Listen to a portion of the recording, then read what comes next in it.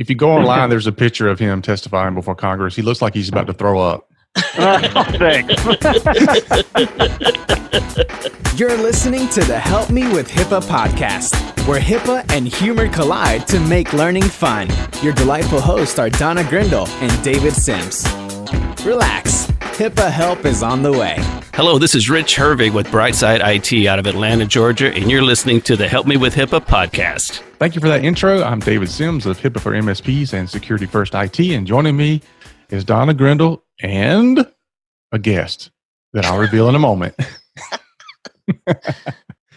So before we talk to our special guest, Donna, do you have anything that's coming up you want to talk about, or do you just want to dive into this special session today? Well, we need to do a shout out to all of those that came to the boot camp. Oh yeah, that had a blast. Oh my God, we're exhausted, but it was a great time, and we're trying to determine the special trophy or award to send out to Amanda for traveling all the way from Spokane. You know, she's having to teach me how to say. In the South, we say Spokane. Mm-hmm. But apparently up there, that's not what they say. We also say pecan. We say Oh, but thanks for the long flight, Amanda. And we will be in touch with all of y'all, as is our custom. So thanks for all of you guys showing up and looking forward to that. And no, we do not know the date, which I got an email from somebody who is very funny. And he said, "You're going to hate me for this. What's the date of the next boot camp?" And then he says as he ducks from the flying ashtray. So, all right. So that's it. What you got, David? I do want to shout out to some of our Patreon supporters. Thanks, you guys, for keeping the lights on. So shout out to John Dubinsky, George Fenton, and Kenneth Sims. Thanks, guys. Appreciate you. Absolutely. All right. Anything else? I'm ready to roll. You ready to go? Let's do it. I'm so excited. All right. So on today's show, we have Erik Decker. Da, da, da, da. So I'll tell you a little bit about who Erik Decker is. He used to play NFL ball for... Oh, boy. You know, that's like the worst thing you could have said. That's, you know, the funny thing is... The worst thing you could say is, I look just like Aaron Rodgers. That's the worst one you can say. I bet that one, yeah. As a loyal Bears fan, that's that's brutal. Yep. Dumb Bears. Yep. So no, it is not the Erik Decker of the NFL. However, he is in the NFL of cybersecurity. So we'll get into that. So Erik is one of the co-leads of something we talked about back in episode 189 when we talked about at the time we couldn't figure out what kind of acronym name we wanted to hand it. So, you know, it was the HICP, and we were trying to determine, do we want to call it HICCUP or HICP? HICCUP is the branded official term. Yep. So now we know it is HICCUP. And so Erik is absolutely instrumental in bringing all this together. And so we're going to be interviewing him today and talking about how all this came together and what he's doing on his world tour and all that. So welcome to the podcast, Erik. Thank you, David. Thank you, Donna. Yeah. Absolutely. So, well, first let's let you tell people about your non-NFL job. Sure. So first of all, I'm older than he is, and he spells his name wrong. So there. No, but my non-405D job, I'm the Chief Information Security Officer as well as the Chief Privacy Officer for the University of Chicago Medicine. So we're an academic medical center here on the south side of Chicago. Pretty prestigious institution, very proud institution, and just a wonderful place where patient care and science and training up our next generation of clinicians all comes together. So it's a pretty wonderful place. Wow, that's awesome that you are so proud of the place, because you know so many people can't share that. So now it makes me want to go there. Come on over. Next time I'm up there, but I won't be there until it's not cold anymore. Right, it's cold now. So Deed is done. So how did you? Oh, sorry. Go ahead. Just Go in ahead. general, I've been here for 5 years now. I'm the first CISO for the organization. So, and prior to me joining Chicago, I was actually over at Columbia University in New York, Columbia University Medical Center. So I've been doing the healthcare side in the same similar type of role. I wasn't a CISO there; I was a director of security. But I've been doing this healthcare, specifically academic medicine niche, for about 10 years now. So it's a very unique kind of space just within the healthcare industry alone. When you have the higher ed component and the research component, really that mission tied just as powerfully as the patient care side is. What did you do before that? Because you're older than 11. Well, that is true. No, before that, I've been in the higher ed space actually for some time. I was at Loyola University back here in Chicago, so I did a little bit of a stint. So I outside of college, I went to the West Coast in California. I worked for a .com, so back in the .com era, we were building out an HIE actually under a company that no longer exists. As these things happen. Right. So I was just a general old not security guy, general old IT guy for a branch R&D part of the organization out there in California and San Francisco. Didn't really like it so much. The job was great. I didn't like California that much. Not to say that California is a bad place. It just didn't jive with my Midwestern sort of sensibilities. So I came back to Illinois, which is where I'm from, and started working for local government actually for a long time. And it was then when I got into security within the local municipality. And this is I actually grew up in a town called Normal, Illinois. So make all those jokes that you'd like to make. It's fine. So I worked for the municipality of Normal, the town of Normal, for about close to 7 years. And again, sort of a jack of all trades kind of guy. I was a network engineer at the end of it. And that was when I got into the security business and really found out how awesome this was. The thing about security that I really, really liked, and I still do, is you kind of have to know how IT works to begin with before you can figure out how you're going to manipulate it to exploit it and cause all these types of issues. And so that like intellectual challenge really got to me, and so that's what sparked my interest. From there, I moved up to Chicago and started working for Loyola University in Chicago. So I was strict higher ed at that point, where you see pretty much everything you could possibly ever see from a cyber perspective. And then, from there, I went to New York, and did my stint at Columbia Medical Center, and then back here to University of Chicago. So the old adage is, and I forgot who told this to me, but I think it's pretty great, is live on the West Coast, but leave before you get soft, and live on the East Coast, but leave before you get hard. So I exemplify that, I guess. I don't know. Well, we need so many people to get interested in security, and so that's why just the path that got you there. There's plenty of people that are on that path that could get there too. So it's really Absolutely one of those things that we want to encourage people. If you know people that are interested in these things, let them learn about this. It's really important that we bring in more people. So you can come quite a circuitous route, as I understand. Yeah, there's lots of different ways that you can come into this field now, and I think some people are incredibly nervous about trying to get into it because they think it's so incredibly technical that they just the barrier of entry is not attainable. The cybersecurity space is so varied now. I mean, yes, you have the hardcore technical aspect of it, and that's one angle. But you got the risk management side, the compliance side. That's another angle. That doesn't require the same technical aptitudes. You don't have to have a hoodie in a dark room. Right. Exactly. The whole training education component, I mean, the outreach and relationship building that needs to happen, within organizations. There's a lot of different ways and angles you can be part of this field. And I agree. It's a wonderful field to be in. We love it most days. Everybody has a bad day now and then, but we're really passionate about what we do, as most of our listeners know. So let's get into the CSA 405D, which everybody knows those acronyms, I'm sure. But tell us how you we're became trying to make.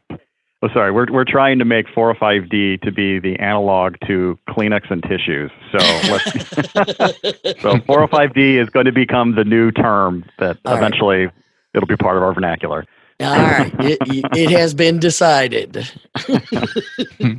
So how does one become the co-lead of such a major task force with, like 100 people on it? Yeah, we're actually up to 250 now. What I have told people in the past is just lean in, have a good idea, and raise your hand, because honestly, that's exactly what happened. So, when this whole thing started, I've been part of several professional organizations, and there's one in particular that's called AHIS, the Association for Executives in Healthcare Information Security. And it's the CISO organization and the sister organization to CHIME, which is the CIO organization in healthcare. Right. Yep. And so I've been, when I came here to the University of Chicago, I got involved with that group and really kind of launching that group up. I was eventually elected into the board and served as the chair of the board. And one of the things that happened within that association was a lot of outreach and advocacy type of work, and that's how I honestly got engaged in what were some of the avenues of opportunity happening here within cyber and healthcare, because it's ripe for solutions right now. Mm-hmm. And so they were the ones that originally brought this whole initiative to me. Actually, I take that back. I vetted it through them. I was contacted by the facilitators originally when they were trying to build up the group, and I had my own sort of doubts as to what is this thing. I'm not sure what CISA is. What are you trying to do? You're trying to build infrastructure software or infrastructure security guides. I was like, I don't understand. So I had some conversations with them, and then vetted it with my associations, and there was legitimacy behind it. And I was like, okay, I'll see if I can secure the time to go to DC and do this. My organization has been absolutely wonderful in this whole endeavor, and they supported the effort. So went out there. We had the first in-person meeting in DC, right there off in the Hubert Humphrey building, which is the HHS building, and right by the Capitol building, actually. And it's about 75 of us that showed up. And, HHS brought forward all their contractors and people to help facilitate the conversation. It was a 2-day meeting, it was a good vibe going on. And, the question that was originally the start of this whole thing was kind of like, okay, so we have this imperative under the Cybersecurity Act of 2015. Healthcare has to improve its cybersecurity. What should we do? Go. And you have 75 people in a room looking at each other going, okay. And now, mind you, the 75 people that are there are people who are very smart. Suffice it to say, they're there for a reason, right? And they come from all over the country. And so you get a whole bunch of really smart people into a room, and you start going down into tangents that you would not believe, like that we went down into. Actually, you probably can't believe the tangents we went down into. And and I was sitting there, and of course I was throwing my own ideas in. I'm that kind of guy that does that.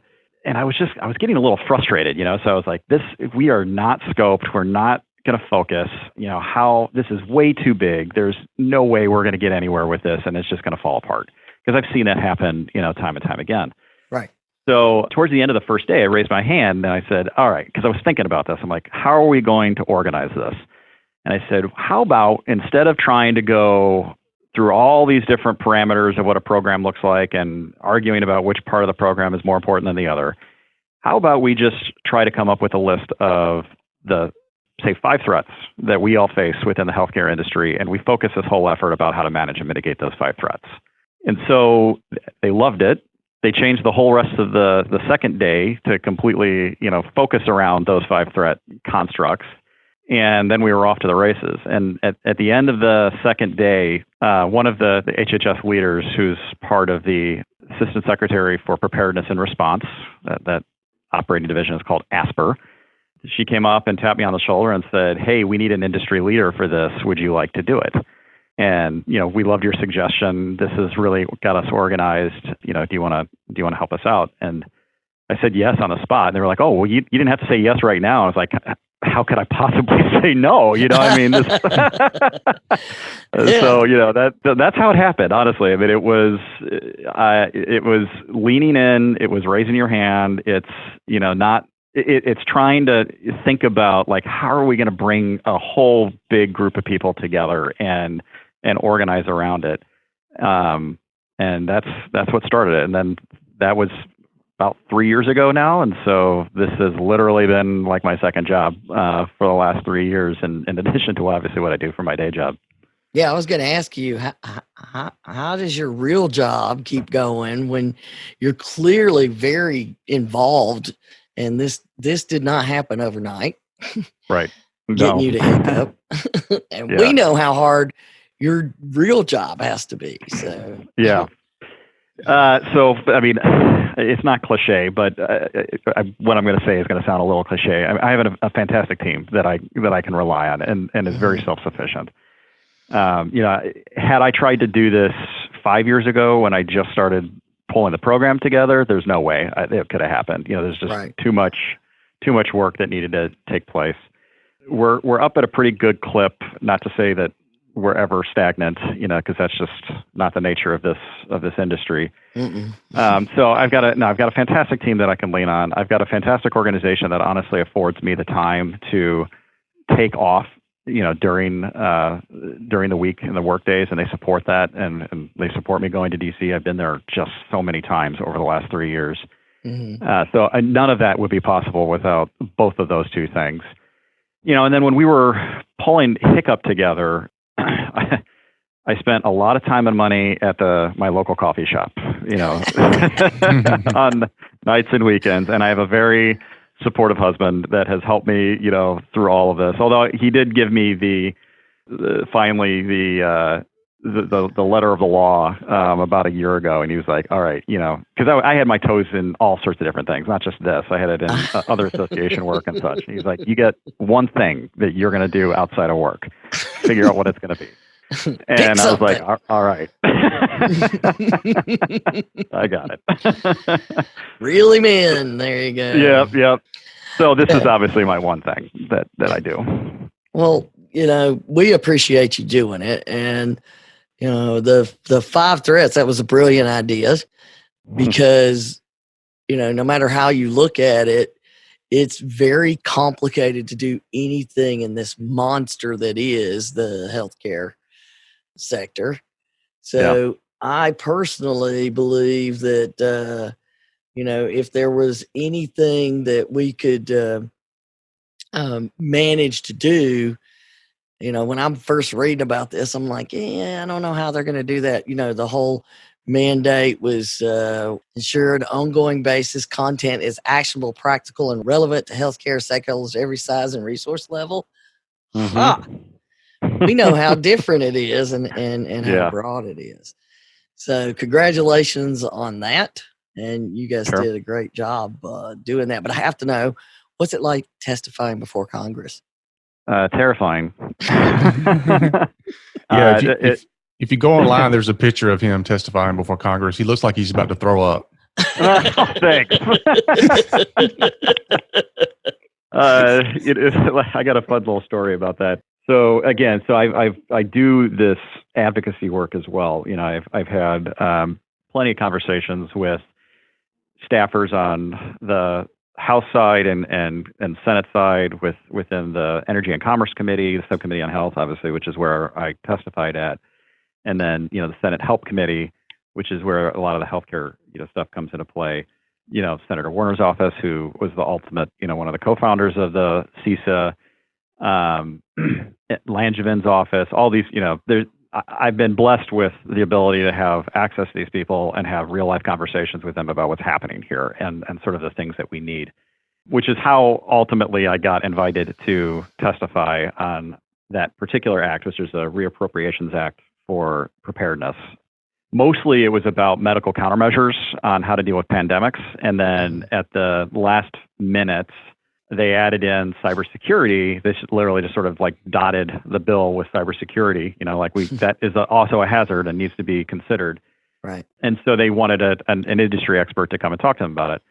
I got called to come and speak to them. I think it was about 4 or 5 days before the actual testimony. And yeah. So this was like writing a term paper and cramming for it at the absolute last minute. And not only that, but I mean, I also had to interview, with the staffers to make sure that I wasn't going to be a crazy person, that went up there. And there was another individual that I actually know very well that he and I both were interviewing for the spot, essentially. And they ultimately selected me for it. So, Friday before, I think it was on a Tuesday, Friday before I was writing up the written testimony. And then Saturday and Sunday, I was working on my oral testimony. And, you get very jazzed up. You show up in DC, you got a little bit of an entourage. They put you into your own little special room. Everybody's talking to you about what to do. Probably the best advice I got was, if you don't know the answer, don't make it up. Just tell them you don't know, and you'll get back to them. I was like, Yeah. That's wonderful advice. Yeah, So, I always think so that's the best advice anybody can give anybody in any That's true. situation. That's very true. And for some reason, it's so hard for IT folks to follow. Yeah, it's very true. So, when I got up there to do my speech, I had my oral testimony written, and that's what I read when I was doing it. Obviously, I have my own criticisms of my performance, but it was still perfectly fine. And on like just an amazing opportunity, a career highlight for sure, within the Right. top 5, to have even been afforded the opportunity to get up there and talk about these things. So yeah, I mean, it was incredible, absolutely incredible. There's nothing more I can say to it than that. Well, I cheered about a lot of the stuff you said. I mean, Oh, and great. in fact, I used your quote about the WannaCry being a wake up call. Mm-hmm. In our boot camp stuff about this is why we're going to worry about these things. Yeah. Because somebody needed to be saying this, because we see what's really going on, and there's a lot of assumptions that it's, I think a lot of people think if you just assume that the tech people have it, and that's just we can't be that magic. Right. So, how many people realize that healthcare was the only sector pointed out individually in the CSA? I actually had to go back and read that because I didn't even realize it. Really?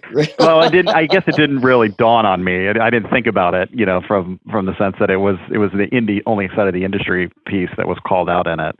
Yeah. Yeah. I mean, I think that's telling though, because Yes. our industry is so special here because we have not only the data. We always talk about the data, and certainly a lot of that came from HIPAA and just the types of information that we keep on people and the sensitivity associated to it.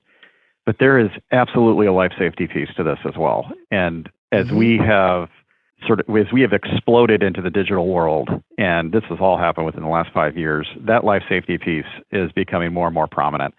And, you just mentioned WannaCry. There was a great study that was done on the national health system in the UK that demonstrated the patient safety impacts associated to the WannaCry attack. And the fact that the systems were unavailable. I think there was something like 187 acutely sick individuals who needed daily treatment, daily cancer treatment, who couldn't get it during that shutdown.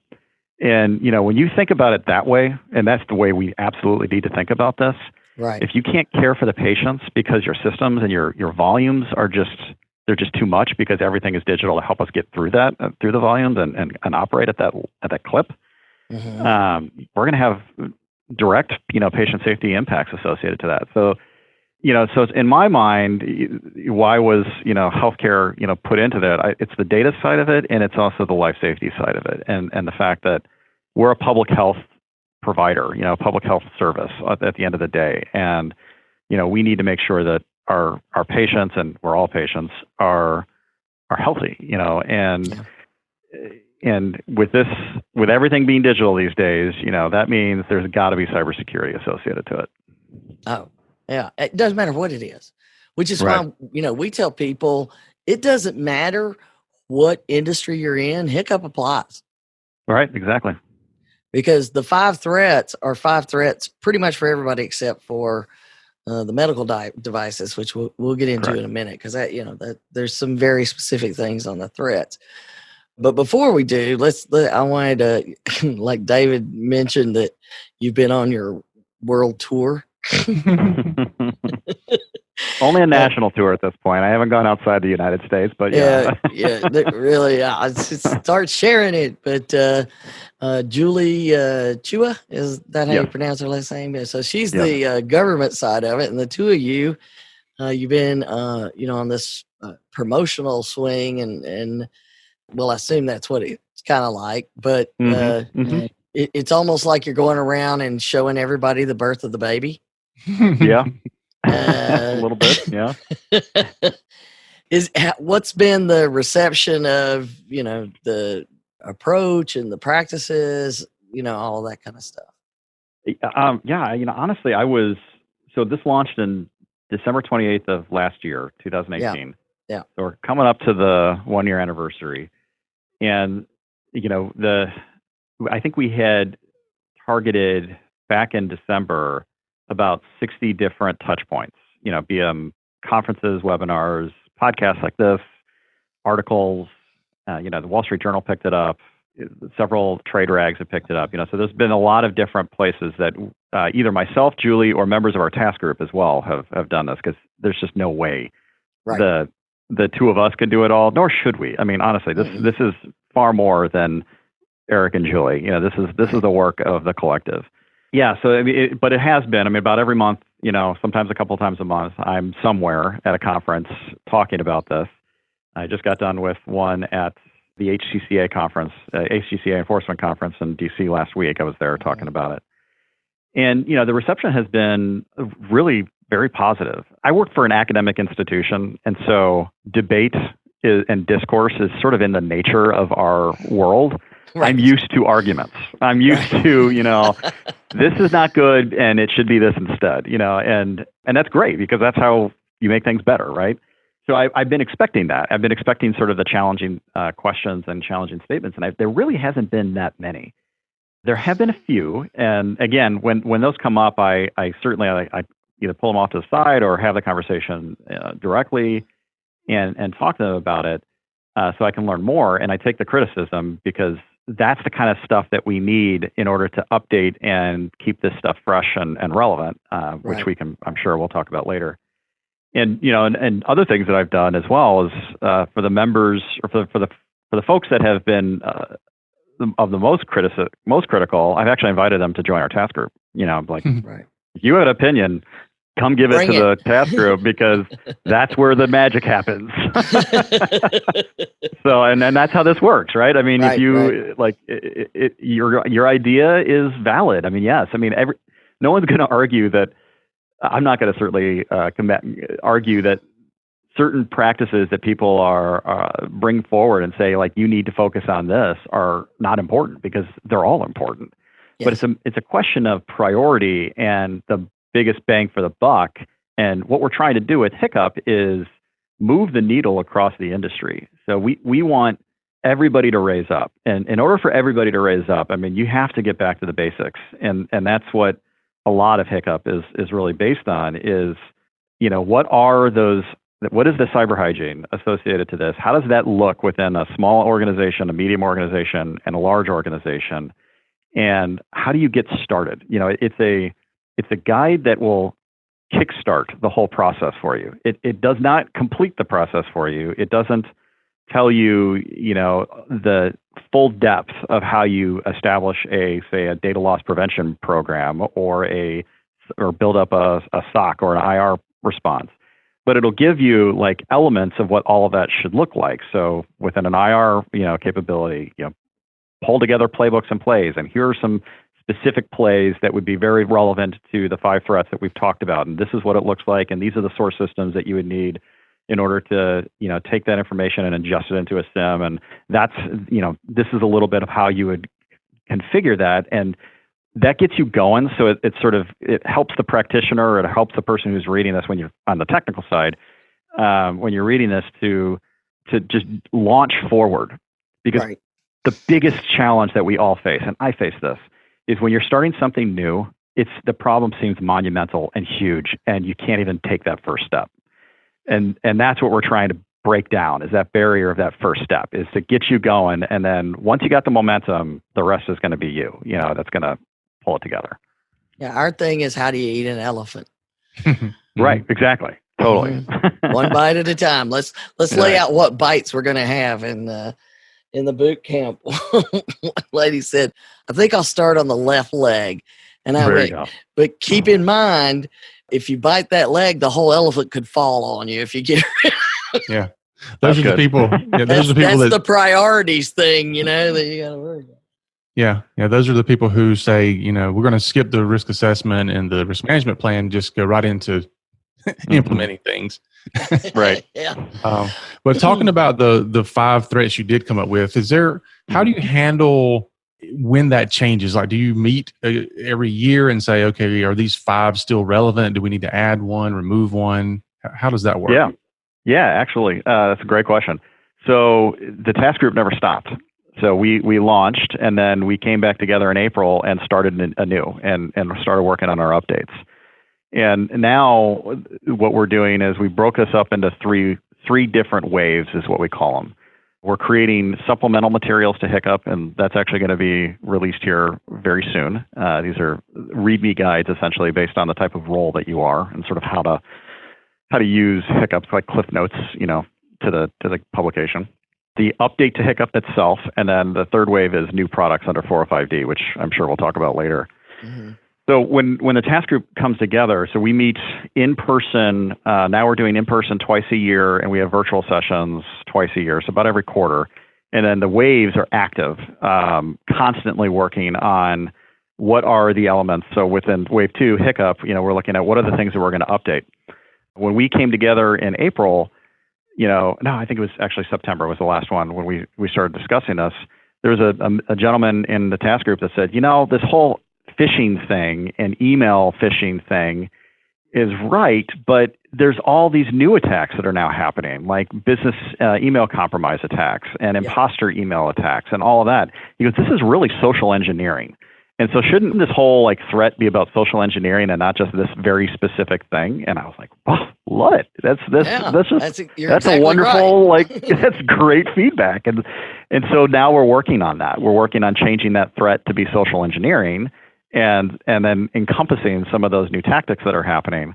And on the flip side, you know, within the practices, the task group is actively working on this. And there's some folks that said, you know, that 10th practice, you say it's policies. Policies are great, but shouldn't we just really go for governance and policies be a sub-practice of that?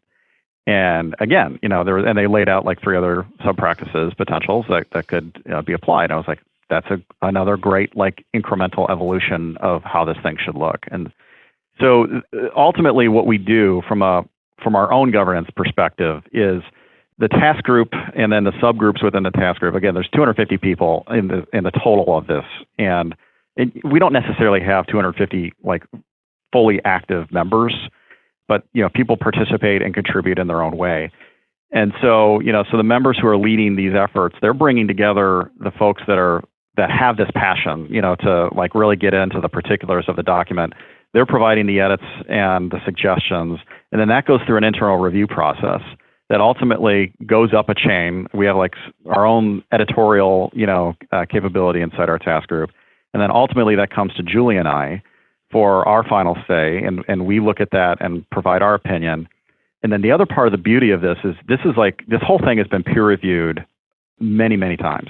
So when we launched HICP, we actually went out to 7 different regions throughout the country and sat down with clinicians in one group and IT people in another group throughout 7 different regional areas. And we had them beat it up. You know, here's our document. What do you think? And then we took all of that feedback, that peer review, and then we made the final edits and adjustments. And then that finally goes back through HHS, who has a steering committee on the HHS side, where all the key players that I'm sure you're very familiar with, OCR, FDA, ONC, legal, CMS, NIST. NIST is not in HHS, but they participate. ASPR and DHS, also not in HHS, but these are members that are on a steering committee on the governmental side, and they look at it from their perspective and make sure that everything that we're saying is going to line up with existing guidance and things that they are all producing. And so, that clearance process takes time. It takes months to go through that once we finish our side. But the beauty of the whole process is it doesn't matter. Like you have to get through the gauntlet, but to come out the other side. And when it comes out the other side, it is truly, a diamond out of the rough that, in my opinion, that has met the challenges and the scrutiny and the criticism, and all of that has been taken in to produce the next version. And so we'll be doing that again. So HICP version 2 is going to come out in 2020.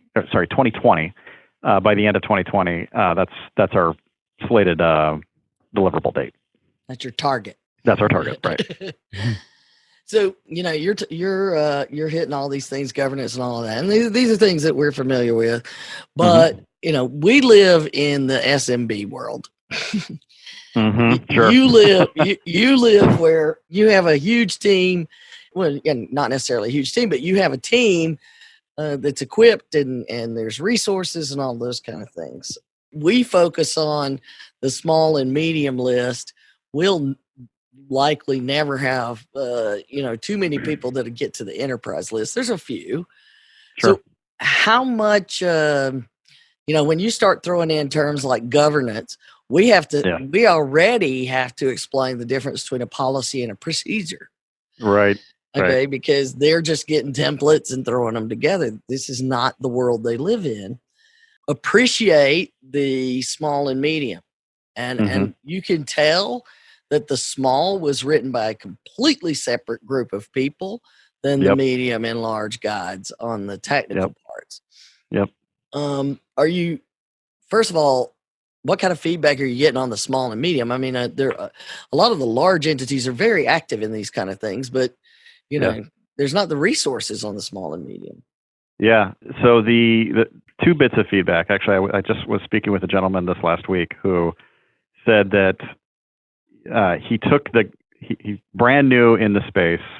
He's the very quintessential, I've got to be the director of IT as well as the security guy, as well as the, blah, blah, blah, blah, blah. He was like, I'm brand new in healthcare. I have no idea what I'm doing. He called me, I know him through other people. He called me and asked for help. And I gave him HICP.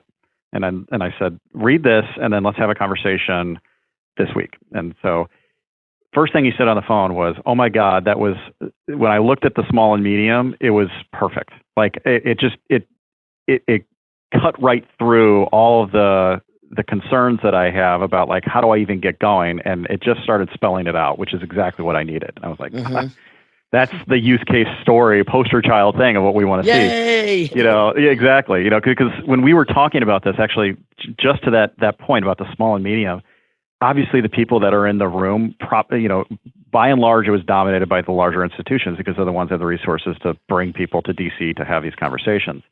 But there were also associations and physicians, single practicing provider physicians that participated in this. And HHS was actually great at saying, it's all fine and good to talk about the large, but we have to stay focused on the small and medium. And we have to deliver something to them. So Julie was wonderful at keeping us tasked to that. So you're right. The person who wrote the small, who started the small, is an individual who is the president of an association in Florida that focuses entirely on these small practices and physician groups. And she has that just like, it's part of her DNA, to be able to like how to have that conversation. So that's what we're doing is like the makeup of the group is varied and diverse to make sure that we have all of those voices that are accounted for. Just on another side story because we weren't just targeting the technical people. We were targeting executives, we're targeting clinicians, practice managers, obviously the IT and security people. So to write a document that can fulfill not only small, medium, and large, but 4 different audiences is a huge challenge. Yeah, I don't know how you didn't just throw your hands up and go, impossible. Well, that's why we broke it down into 4 volumes at the end of the day. You ate the element. You ate the elephant one bite at a time. Yes, exactly. So there's a gentleman that we had in our task group. His name is, we called him Dr. Phil, and not the Dr. Phil who's the famous, quasi Dr. Phil that is on a talk show, but an actual practicing physician. And he would say, he would sit in these around the table when we were debating about what we were going to talk about, and we would get technical, and he would just raise his hand and say, I have no idea what the hell you guys just said for the last 5 minutes. and he would just bring us back to reality over and over again. It's like, oh my God, yeah. So we really need to make sure that voice is appropriate based on the volume that we're talking through. So the main document, is there's very little technical jargon in there at all. I mean, it's meant for the general public, and it's very helpful. I found it great to share with anybody that needed to understand things. Exactly. And that was the total, that was how we came up with that, was we need a version of this that is approachable to all. And then, when we got to the technical volume 1, what we came up with was we need something that person who's going to read the main document is going to say, okay, fine, I need to do this. Here's a technical volume. I don't know what this means, but I want to hand it off to my managed service provider or whatever and say, just go do these things and make sure that this stuff happens. And so we wrote it from that perspective, so it's very watered down, it's not super technical, but it is enough for them to be able to hopefully understand what are some of the deliverables and outcomes that should come from that they can hold their IT people accountable for. And the IT people can pick it up and go, oh, yeah, that thing, I'll go do that. And then medium and large was, again, now you're getting into more sophisticated, perspectives. That was the one that I wrote. And so you get obviously more detailed, when you come into that. Well, I can tell you, David and I, for those who have listened to our Halloween episode, we have a great deal of concern about, we've reached those people that you wanted to reach at the beginning on those small and medium. And then you turn around and hand that technical document off to those managed service providers. David, do you want to speak to what we're worried about will happen? Well, IT people know everything. They're kind of like doctors. They're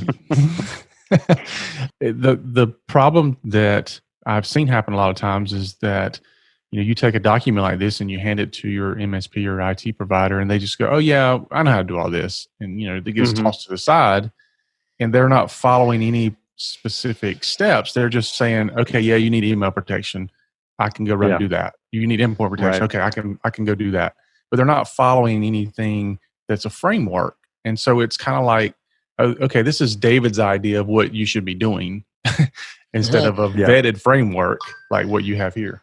Right. Yes. We're trying to figure out ways to educate that segment, because until we do, and I've asked other IT folks, David and I have these conversations with folks all the time.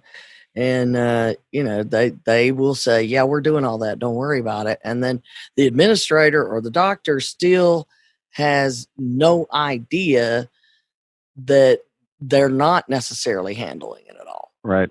So we have a concern there. Yeah. And I totally understand that. And I agree.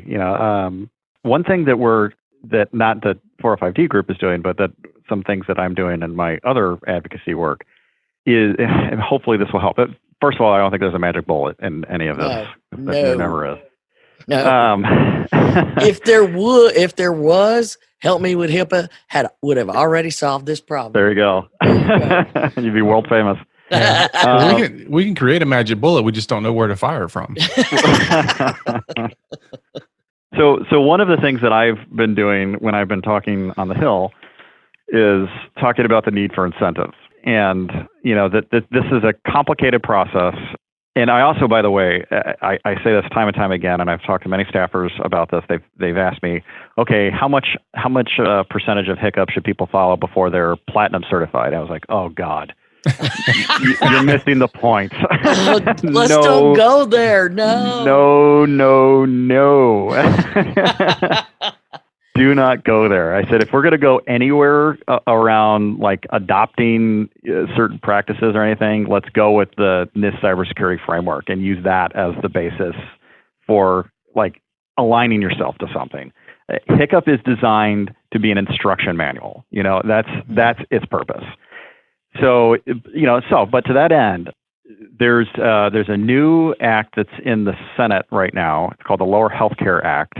And there's a provision in there, provision 502, that specifically calls out that if organizations adopt the NIST cybersecurity framework or the 405D work or other types of best practices, that OCR, that the Secretary of HHS should direct OCR to provide that as a means of either lowering fines or assisting lowering the burden of audits and those types of things if there are breaches or things that happen.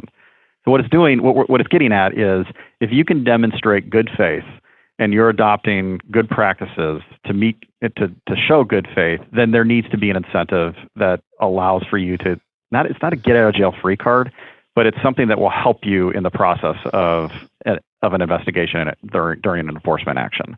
It'll mitigate how bad the findings are. Exactly. And so, so it hasn't passed yet. There's other parts to that act that are, I guess, still up for debate. And, I don't want to put politics into the middle of this, but, no, let's don't. in this climate, where are we going to go? But like that's that's one of the other ways that we're trying to sort of push this along. Because that will help, So for those managed service providers and those small providers who just don't know how to deal with this, if there can be more of an emphasis and more of an oomph behind what 405D is doing and what these industry recognized and developed, practices are saying, that will provide better credibility to it, which hopefully will get you down that land of, okay, well now maybe people will start taking it a little bit more seriously. All that takes time. It would make me do the happy dance because all of our, everything we do and have been doing for the last few years has been, we're not just going to do HIPAA. We're going to point the HIPAA work that we're doing to the NIST CSF. And then this year we're going to blend in the HICP references and all of that kind of stuff because we can't help but say this is where it's got to go. Right.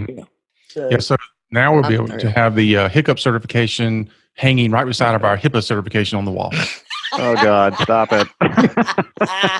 Nothing tortures us more. Oh, by the way, that does make me, I have to tell this story too. So as I was reading the news rags and when this was released, I think within a week, I saw, I don't remember who the company was, but a company was out there advertising that they would help you become HICP certified. And I was like, wow. Oh, that is interesting. I would just ram my head right into the wall. It's like, you're missing the point completely. Or I guess that's when you make it, right? Is when.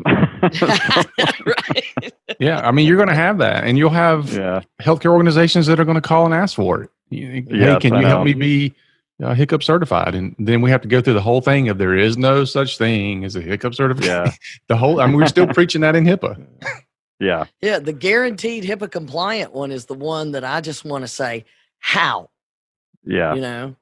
And well, in our boot camp, we bring in one of the regional investigators to just at the end of it to, okay, we've taught you all this stuff. Now let's discuss it and let them explain how it looks on their side, with just ask them questions. Of course, everybody's paranoid. And I'm like, so we start with, and, she goes, we have plenty of work. I'm not here to get more work.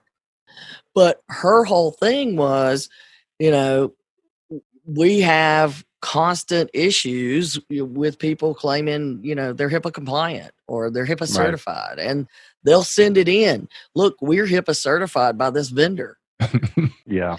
And what was funny is we were actively involved in a situation with one of the folks there, and they were insisting they weren't a business associate, and their response in an email while she's sitting there was, "We called HHS and they say that we're fine with HIPAA."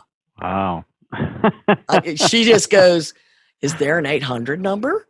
Yeah. 1-800-HIPAA something. We were stunned by it. So it's crazy out there. And yeah, HICCUP's going to just get part of that whole thing. Sure. And I can see it now. David, I know we're going to see it where they say, the IT company says, we do all of HICCUP, so HIPAA's covered. Yeah. Yeah. And y'all went way out of your way to say, we ain't talking about HIPAA. Yep. But we're very clear about that. Exactly. Yeah. You mentioned it about 15, 20 times. We found it quite interesting. Okay, so let's go ahead and cut the episode for today here because this is a good stopping point. And Erik, if you can come back next week and we will talk more about this because I think this is a bigger topic and we need to get into 2 episodes on this. So thank you for joining us today. We'll go ahead and wrap this one up. All right. Thanks a lot. Looking forward to being here next week. Absolutely. All right, so that was our day 1 interview with Erik Decker. What do you think, Donna? Oh, I thought it was great because, we rarely get all of that insight that he's offering us. And I'm really looking forward to, sharing the rest of ideas that he can bring and explanations of how we got where we are. Absolutely. I am as well. All right, folks, that is our show for today. So make sure you follow us and share us out on social media. Join us next week for the conclusion of this interview with Erik Decker. So more great stuff to come. And remember, for Donna and myself, and heck, we'll even throw Erik in there, HIPAA is not about compliance. It's about patient care. You've been listening to the Help Me with HIPAA podcast, hosted by Donna Grindle and David Sims. The show created to help you with HIPAA. For more information or to ask us a question, visit our website at helpmewithhipaa.com. Neither Donna Grindle or David Sims are attorneys, and they do not offer binding legal advice concerning regulatory compliance. The information in this podcast should not be relied upon or construed as legal advice in any way. Consult your attorney for legal advice concerning compliance with HIPAA regulations.